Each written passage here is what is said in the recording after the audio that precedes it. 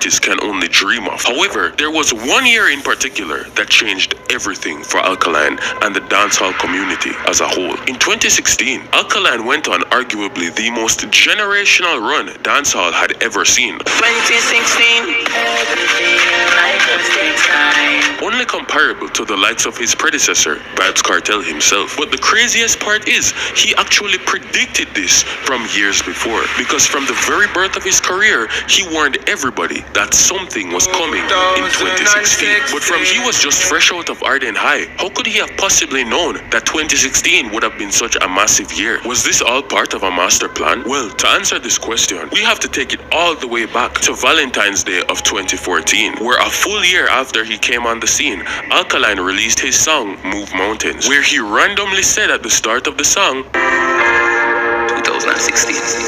Nobody knew what it meant, but it was a trend that he would continue in his next song, FU, which is the song where he sung about the infamous body wash. 2016.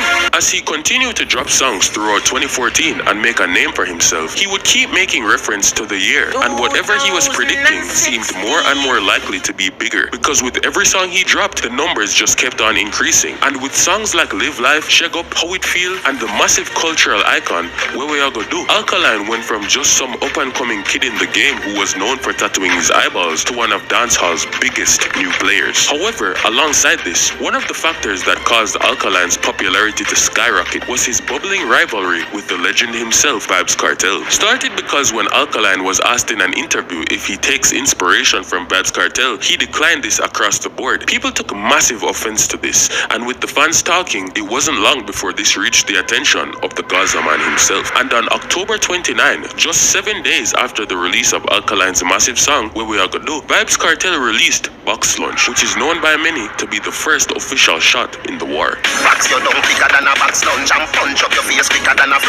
Although he did not directly call Alkaline by name, with so many references to school in the lyrics and many other things that would mostly apply to Earl and Bartley, it was quite clear that that's who he was talking about. And Alkaline did not take this challenge lightly, because on the very same day, he responded with a song of his own on the same rhythm called One in a Dem Ed, where many say the young artist held his own in his newfound battle.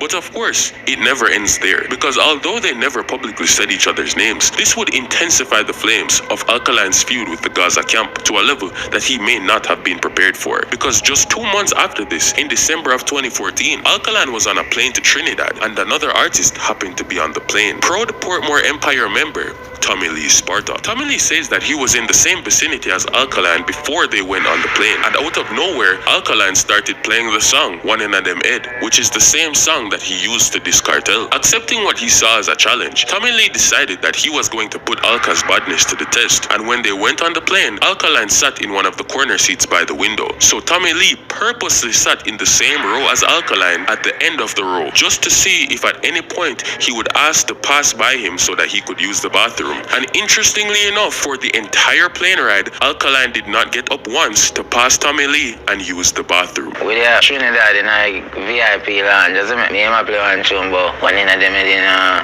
limbo my job people. So I say go in a plane, a heavy seat still. I'm just going a heavy seat. I know I'm over I can, you know. I'm gonna say, alright, one in a dem in. I'm gonna see if you use the bathroom today. So you guys didn't exchange words?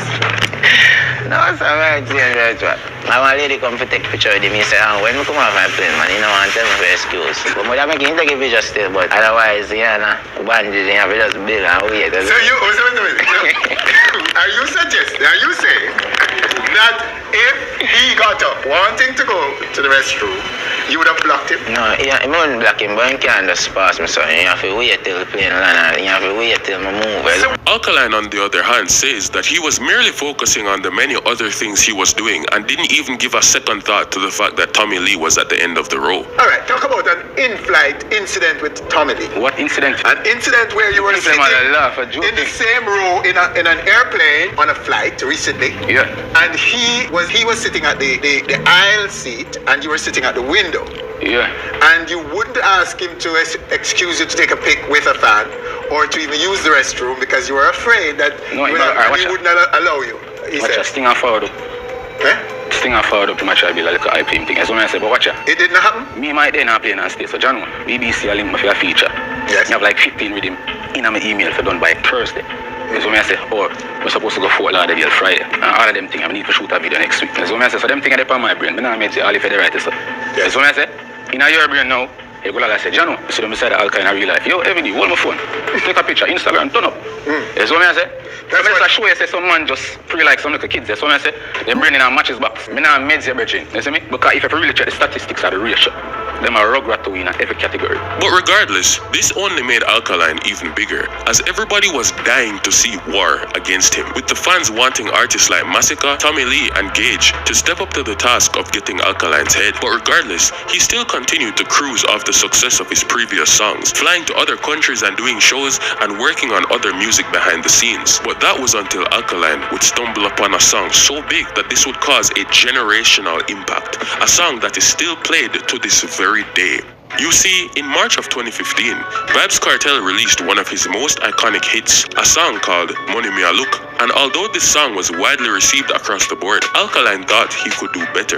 And so 2 months later, on May 27, 2015, with a full 7 months after his last music video, Alkaline made a return to the dancehall scene and released the official music video for the song Fleek, on the same rhythm as the Kartel song. And this song absolutely exploded to astronomical levels, becoming one of the most viewed, streamed, and played dancehall songs in all of history. But unlike the previous few months, instead of cruising off the success of this massive hit, Alkaline dropped another song just 2 days later called Things Take Time, which also went on to do incomprehensible numbers. Alkaline was already cementing himself as the biggest newcomer artist of them all, and just when people wondered if he would slow down, he dropped another one of the most iconic dancehall songs to this day, ATM, which still plays almost everywhere in Jamaica, regardless of the occasion. And just 5 days later, he dropped another one of the most iconic songs that many people grew up knowing the lyrics for, Ride On Me, featuring American rapper Sean Kingston. Ending off 2015, Alkaline had just had arguably the best year of his life, and certainly the best year of his career. He had started the year as the crazy kid who was willing to tattoo his eyeballs, risking blindness for clout, and ended it as the frontrunner of the new generation. But even after all this success, he still had absolutely no idea the insane chain of events that were about to come his direction. Or maybe he did know, because after all, he had been predicting it from the beginning.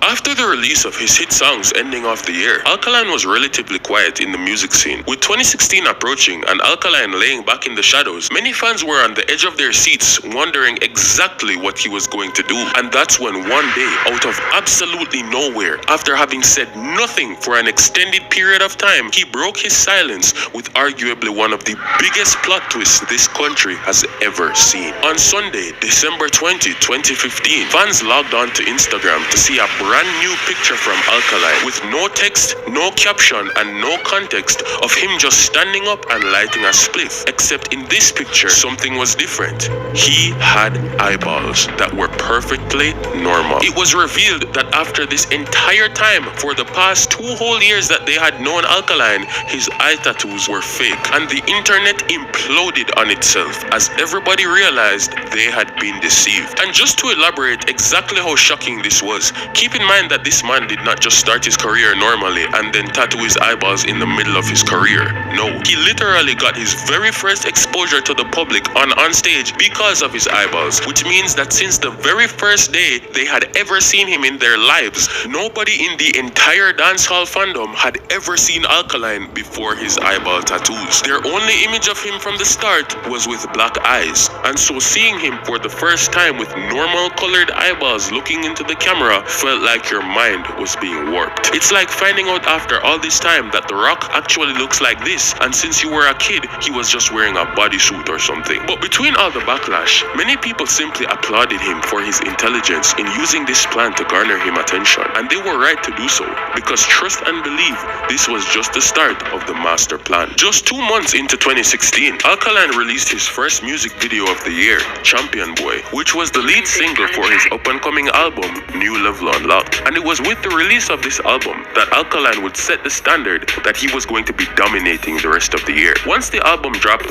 his fans finally understood why he had been focusing so much on 2016, because the songs that were on it were so objectively great that almost every single song on the album went on to become a hit in some kind of way. His fans flocked to the album so much that it literally broke records, became the first album of any dancehall artist to receive a #1 on the Billboard reggae charts, and stood on the charts for all of 18 weeks straight, which still to this day is an achievement that has not been topped. Hence why New Level Unlocked is considered by many dancehall fans to be one of the greatest dancehall albums of all time. With all eyes on him, no pun intended, due to the success of his new album, the hit songs he had from 2015 like Fleek and ATM proceeded to grow even bigger alongside the new songs. And so this man literally had 2 whole years worth of discography running the airwaves at the same time. At this point, Alkaline would have seen more success in the last few months than most artists would see in their entire career. However, he didn't stop there. In fact, his year was only just beginning. Just a few months after the release of this record-breaking album, Alkaline was already ready to get back on the scene with new music. But these weren't just any regular old songs he was about to drop. He had no idea that he was about to literally change the culture. And in June of 2016, not only did he release the music video for Company, but just 2 weeks later, he also dropped the song Formula. I just released a new song like probably a week now called Formula. You know? Exactly, mashing up the airwaves. That's gonna be wavy for the summer, you know. Definitely gonna be wavy. What is the formula? I can't tell you. Seriously, is it like a secret formula? We can't tell you. You just can't say what the formula is? You have to just listen to the song Formula. Okay. And then you work out your own formula. Okay. So give you a hint from your work, you have the formula. And as we know, this song is one of the biggest things Jamaica has ever seen. In all honesty, I still hear this song play at almost every occasion I attend, almost an entire decade later. And just when people thought he had finally reached the peak of his career, he dropped another generational song after all. A song which at this point, I'm sure every Jamaican has probably heard at some point or another in their lives. Alkaline's name had seen nothing but growth, success, and record-breaking numbers, and there was absolutely no sign of it slowing. However, as everybody knows, things can never stay too calm forever. As we discussed before, Alkaline was always an artist fueled by controversy, namely his beefs with other artists. And although he was never really the type to respond too directly or go into any formal clashes, it looked like now that he was at the top of his career, he decided it was finally time to step out onto the battlefield, no matter how many people were on the opposing team. It all started on July 23 when Alkaline dropped the song Block and Delete. It wasn't a diss song, but for whatever reason, Vybz Kartel thought that he would make a response to it on the same rhythm with the song titled Couldn't. In Couldn't, Kartel said the very specific words, "Him a ill treat you, every minute him beat you, on top of that him is a freak will eat you, and when him done, him want delete," which is clearly making reference to Alkaline's song. On top of this, he also said in the song, "I if a bag of virgins, from him was a virgin, I go class," which is most likely referencing the fact that Alkaline is associated with being a school student. And if that wasn't crazy enough, he also said, "You're not wrong when you tell him, don't F your bottom. Say, hey boy, bring that to your mom," calling Alkaline a lover of the both activities, most likely referencing his earlier controversy. Block and Delete and Couldn't were released months apart, but Alkaline was not one to stay quiet in a situation like this, and just a few weeks later, clapped back with the song Extra Lesson, a song that many people didn't even know was a diss, but if you pay close attention to the lyrics, it is clearly a response to Couldn't. On the very first lyrics in Extra Lesson, he says, "Dog, you breed the first girl where you ever get. What you talk about?" Making reference to the fact that Kartel was implying on Couldn't that he gets more girls than Alkaline, but in reality, he impregnated his baby mother, Shorty, at a very early point in the relationship. And Alkaline is basically saying that Kartel is so not used to getting vagina that as soon as he finally got the chance, he had to put a baby in there. On top of this, he also said, "Them man and a girl is for real. Let me tell you something, if you never know, idiot boy, are you make she know me? Karen used the girl and a bad man style, or no? Woman like she." basically making reference to the fact that in Couldn't, Kartel was playing the role of the guy in the girl's ears saying, "Oh no, Alkaline's not treating you well. He's cussing you out and doing bad things to you. That's so terrible, but I can treat you better."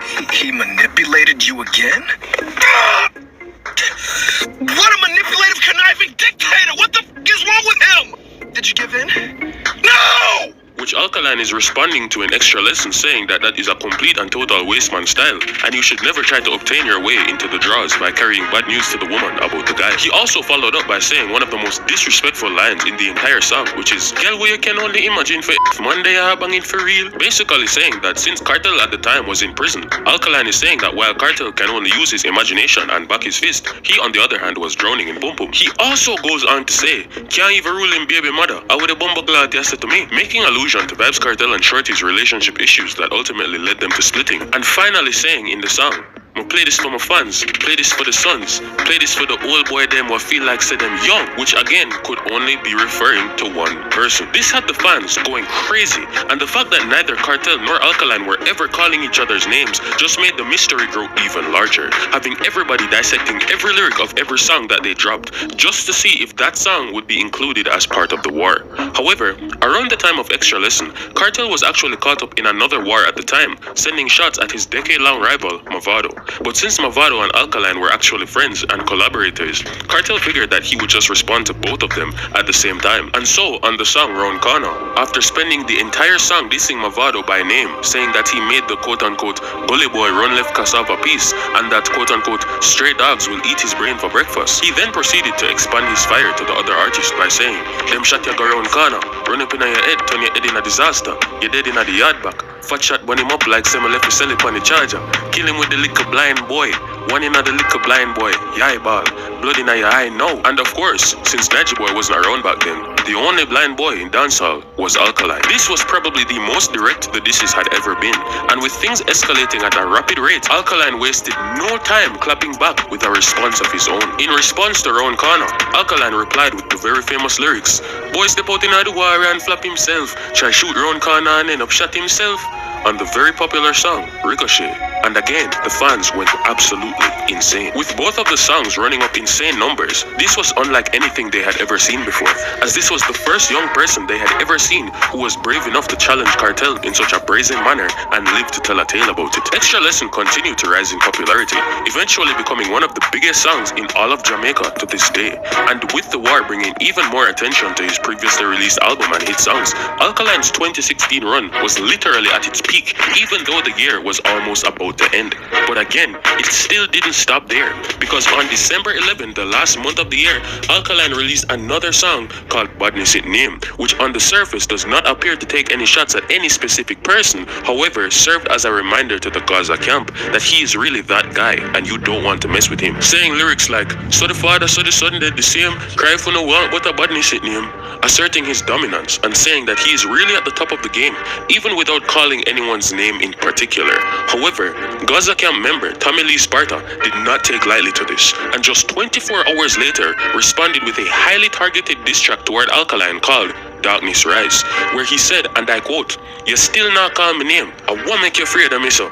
Me I go ask your mama how you favor me so," implying that again Alkaline was a copycat, perhaps of Kartel and also himself. But the craziest part of the song was when Tommy Lee said, after all, me not fi contact friends. If at 12 p.m. me wanna attack them ends, I means beef that me not stop chop them, make it disappear quicker than your contact lens," which makes wordplay of two Alkaline songs and also directly references his fake eye tattoos. However, after that song, Alkaline did not say anything, with half of the fans saying that he was just scared, but the other half referencing what he said about Tommy Lee before in interviews, which is just that Alkaline saw himself as so much bigger than Tommy Lee that he would only be helping give Tommy Lee clout by engaging in this war, and it was not of much benefit to him. He had bigger fish to beef with, like Vybz Kartel himself. With both Kartel and Alkaline mysteriously laying back and going into a quiet state, fans wondered if the war was over. Everybody had just had an amazing year for their career, especially Alkaline, and perhaps the beef was just another short-term part of the seasonal flow of dancehall. Perhaps it wasn't going to go on for any longer than the few tracks we got.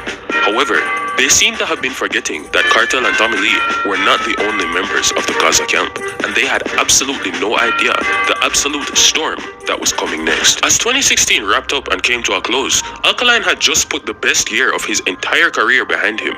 He had broken more records than he thought possible, flown to many foreign countries, had a best-selling album, and probably more hit songs than he could count on his hands from the best year of his life. However, as soon as the year ended, he didn't even get one single day to celebrate that, because on January 1, 2017, New Year's Day, Popcorn randomly decided to drop a song called Stray Dog, and as they played the song and heard the world-famous line, "Go suck your mother, dog," it was clear that he was talking about none other than Alkaline. Popcorn had single-handedly restarted the war that had already settled the dust, a move that at the time he probably thought wise, considering Stray Dog went on to become a hit song. However, just 1 week later, he probably regretted his decision when Alkaline dropped the absolute icon of a track, Microwave, and this song to this day is probably the single most disrespectful piece of audio I have ever heard in my life. With a hilarious cover art of a microwave cooking, well, you know, popcorn. This song was so crazy because unlike the previous diss tracks, Alkaline was done playing subliminal games and came straight out the gate calling Popcorn by name, featuring lyrics like Everybody know I be a box and Kiki should I never sing that song. Who me a talk so pussy popcorn while we're no saying a bad man. and also lyrics like Anyway, me see you pussy me, but your face show you say I can't style one done. Man, we shoot up a car where your man buy gear, make you want to left that abandoned. making reference to the fact that Drake apparently bought Popcorn a Range Rover. And Alkaline is saying that that is not only groupie behavior on Popcorn's side, but also that he was going to shoot up the car. And went on to further disrespect Popcorn by saying,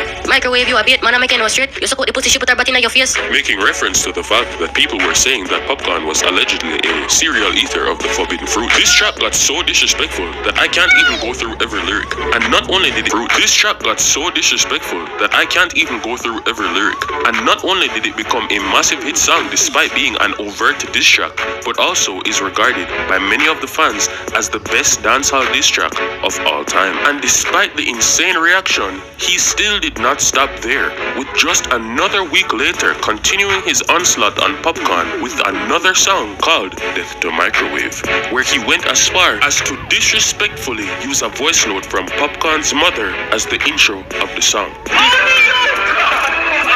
Imagine you and a man in a war and him go take your mother and put as the intro for your this song, bro. Yo, that's crazy. So crazy in fact that it appears that Alkaline may have pushed things a bit too far and he would possibly come to regret it later. Because even though Popcorn did not seem like he was capable of defending himself after such a brutal onslaught, let's not forget that he had someone on his side who was.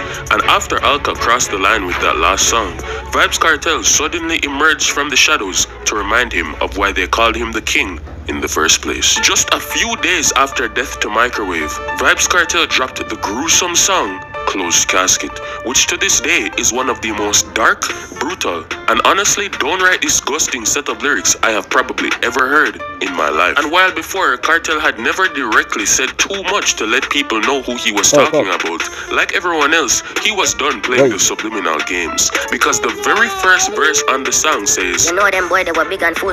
From them I got school. Never broke a rule, never broke a fight, never burn a split. Snitching at the class, everybody hate. Never a girl till him graduate. Get a little hype, make a little food. Buy a couple tool, get a couple food. That not make you bad. You're still a nerd, not you with the map. and then one of the most gruesome choruses I have ever heard, No face not dead, no mouth not dead, no eye not dead, no teeth not dead. Closed casket, closed casket. which for those of you who don't know, a closed casket funeral is one where the body is dismembered so badly that it is too brutal for the family to look at, and so the funeral is held with the casket closed.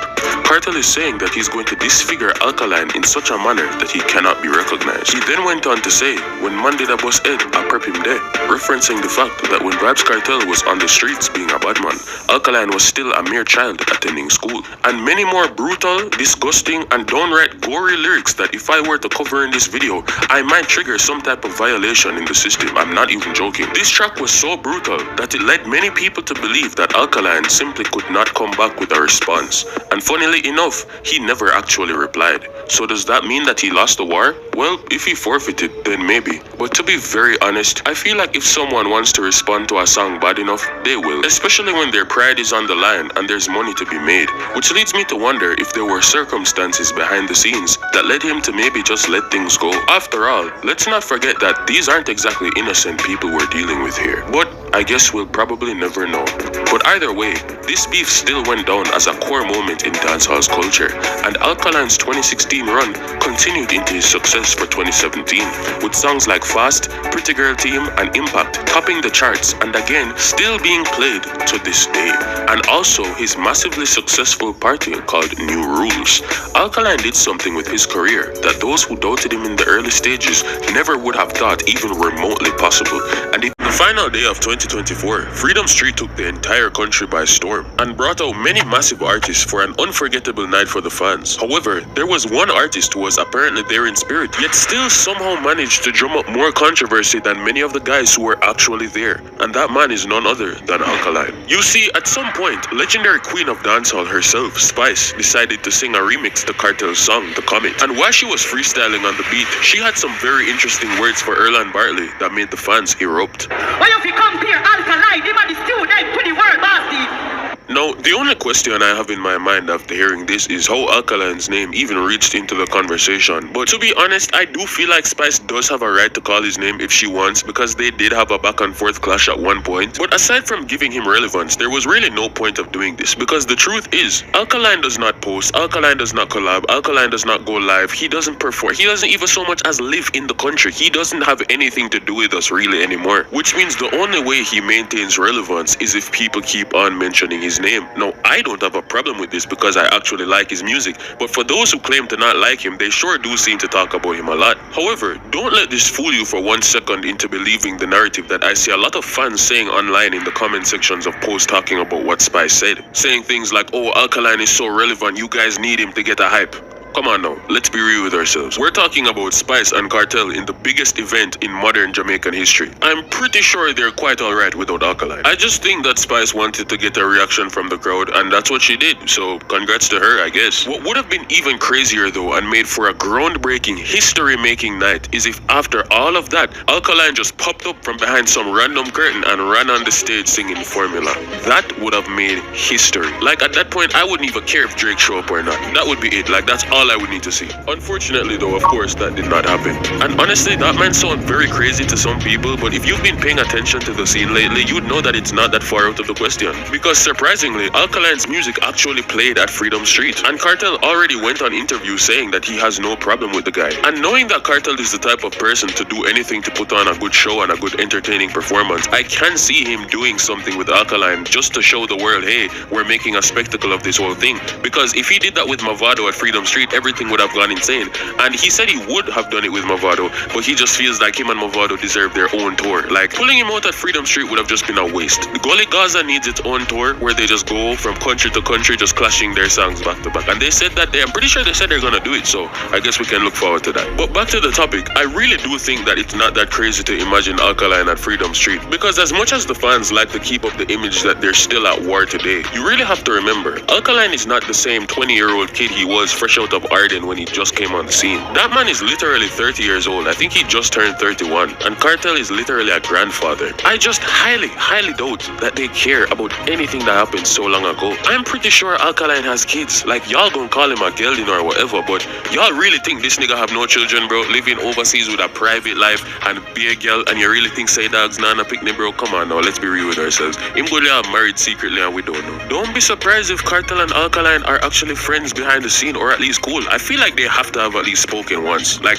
there's just no way they can be so closely related in this industry after like a decade and never have spoken at any point in time. That makes absolutely no sense to me. Like, for all we know, two of them good like shaken and done turn friend from a long time. And speaking of relationships in the industry, I'm not going to lie, I did genuinely have a good feeling Drake was gonna be there yesterday. Not even because Drake is just an open supporter of dancehall, but mostly because on Big and Bold TVJ, this nigga Joe say, oh yes, Masca's gonna be there, Skillibang's gonna be there, and the guy from Canada too, but I can't say his name. I'm like, bro, he dogs clearly did a try make we believe say Drake they are there, bro. And Drake never fought, bro. So look like he dogs use little pill pan way, bro. The skull use the reverse chop pan way. I'ma feel personally offended because which part you get that style from? Like what kind of thing that my dogs look like somebody teach him a 1 and 2 style forget a free some first ticket, you know.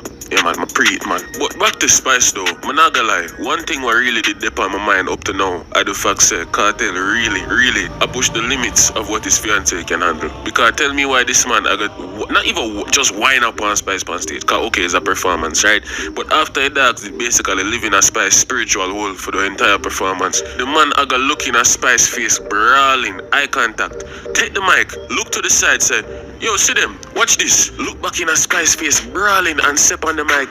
Kiss me, baby. And make Spice lean in. I say, blood, please. Like, bro, I get doing things for a performance, you know. But imagine you're gonna say, yo, see them, watch this. And then you're gonna do that, bro. I'm not gonna lie, dog. Like, that actually is public embarrassment still. Like, that's kind of crazy, in my opinion. Like, you really never have to go that far, cause at that point, you basically just a flex to your words, say, yo, I can't do anything, I'm a girl now left me. Which, yes, it's probably true.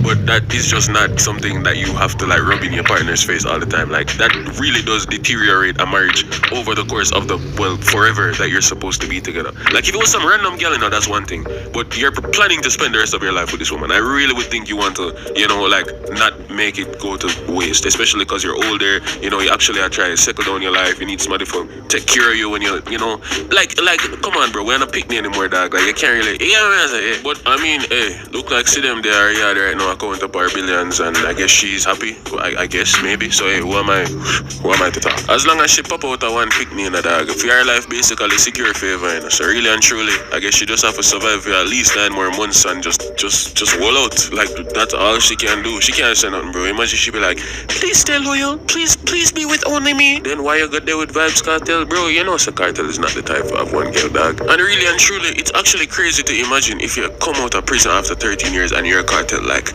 how much girl you think the man go through by now, dog? I can't imagine what. Like, see them have to just sit down there and just watch and just know, say, a big girl I get run through, dog, and she can't really do nothing about it because you're gonna move your whole life to come to the next country and start up a whole new life, and you're gonna just watch that shit way over some bun when you're gonna like live rich forever. Like, bro, she have to just hold it, dog.